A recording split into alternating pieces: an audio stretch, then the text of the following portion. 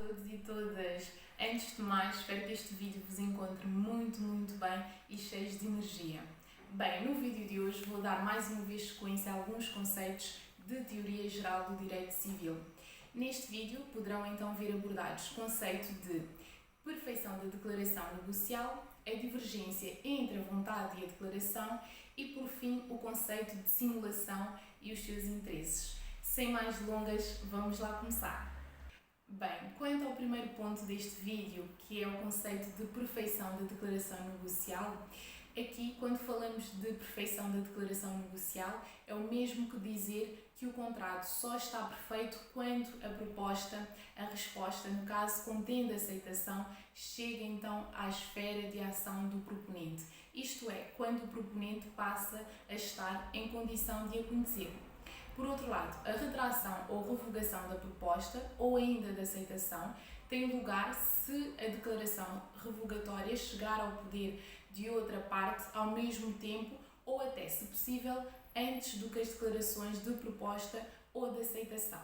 No fundo, aqui, o mais relevante é a relação temporal da possibilidade de conhecimento e não propriamente a ordem do conhecimento efetivo. Por outras palavras, uma proposta contratual só existirá se for suficientemente precisa e dela resultar a vontade de o seu autor se vincular e houver ainda consciência de se estar a emitir uma verdadeira declaração negocial. Neste sentido, o artigo 227 do nosso Código Civil manda pautar a conduta das partes pelos princípios da boa-fé, quer durante a fase negociatória, quer durante a fase decisória do contrato. Por exemplo, em caso de dano, este deve ser ressarcido pela responsabilidade pré-contratual, o chamado dano da confiança, que resulta então da lesão do interesse contratual negativo. Nestas situações, uma das possíveis consequências é colocar o lesado na situação em que estaria se não tivesse chegado ao ponto de depositar uma confiança que, no fundo, foi frustrada na celebração de um contrato válido e eficaz, ou ainda, por outra via, colocar as coisas na situação correspondente ao cumprimento de um contrato válido. Dito isto, passamos para o segundo ponto deste vídeo, que é então a divergência entre a vontade e a declaração. Aqui, quanto às formas possíveis de divergência, temos por um lado o elemento interno, que corresponde à vontade, e por outro o elemento externo, que corresponde então à declaração negocial. No fundo, a declaração propriamente dita. Pode, contudo, verificar-se por causas diversas uma divergência entre esses dois elementos da declaração negocial. A normal delas é a relação de concordância entre a vontade e a declaração, isto é, no sentido objetivo, e é afastada por razões diversas, em certos casos anómalos. Dito isto, passamos então a definir o que é o conceito de vontade real e a declaração entre o querido e o declarado, que pode ser então uma divergência intencional, quando, por exemplo, o declarante emite consciente e livremente uma declaração com um sentido objetivo diverso da sua vontade real. E estamos, por outro lado, perante uma divergência não intencional, quando, por exemplo, o dissídio em causa é involuntário, por exemplo, quando o declarante não se apercebe da divergência ou porque é forçado irresistivelmente a emitir uma declaração divergente do seu real intento.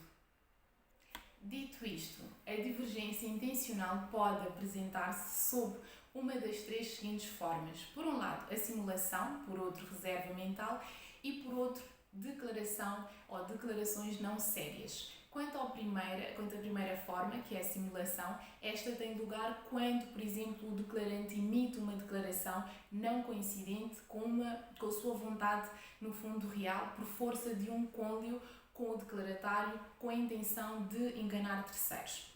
Estamos perante a situação de reserva também mental, quando, por exemplo, o declarante emite uma declaração não coincidente com a sua vontade real, sem qualquer cônlio com o declaratório, visando assim precisamente enganar este. E temos, por fim, declarações não sérias, que têm lugar quando o declarante emite uma declaração não coincidente com a sua vontade real, mas sem intuito de enganar qualquer pessoa, isto é, declaratário ou terceiro.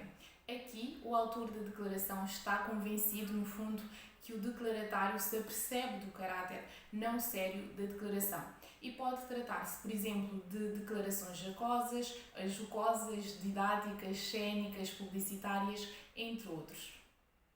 Já a divergência não intencional, esta pode consistir em erro, obstáculo ou na declaração, na falta de consciência da declaração ou ainda na coação física ou violência absoluta.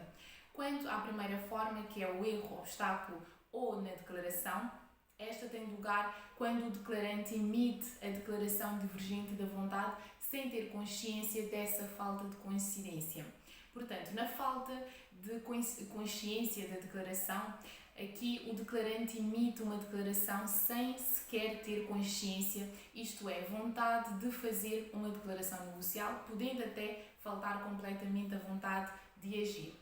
E por fim, temos lugar a coação física ou violência absoluta, na qual o declarante é forçado a dizer ou escrever o que não quer, através da força do emprego de uma força física irresistível que o instrumentaliza para além da mera coação que o conduz então a adotar determinado comportamento. Agora, passamos para o último ponto deste vídeo, que é o conceito de simulação e os seus elementos. Aqui, a simulação tem lugar, por exemplo, quando as partes acordam em emitir declarações não correspondentes à sua vontade real, com o intuito de enganar terceiros, conforme o artigo 240, número 1 do Código Civil. E esta operação é uma operação complexa que postula 3 acordos. Por um lado, um acordo simulatório, por outro, um acordo dissimulado e, por outro, o acordo simulado. Quanto ao primeiro tipo de acordo, que é o simulatório, aqui visa-se a montagem da operação e dá-se corpo à intenção de enganar terceiros. Quanto ao segundo tipo de acordo, que é o dissimulado, aqui exprime-se a vontade real de ambas as partes, visando um negócio verdadeiramente pretendido por elas, ou um puro e simples retirar de efeitos ao negócio simulado. Quanto ao último tipo de acordo, que é o simulado, aqui traduz-se numa aparência de contrato destinado a enganar a comunidade jurídica no seu todo. Dito isto, na simulação, as partes têm uma única vontade, ou seja, a vontade simulada, que por definição implica a dissimulada e a simulatória. E nestes termos, o artigo 240 do Código Civil exige então a observância de 3 requisitos. Por um lado, o acordo entre declarante e declaratário; por outro, no sentido de uma divergência entre a declaração e a vontade das partes; e, por fim, o intuito de enganar terceiros.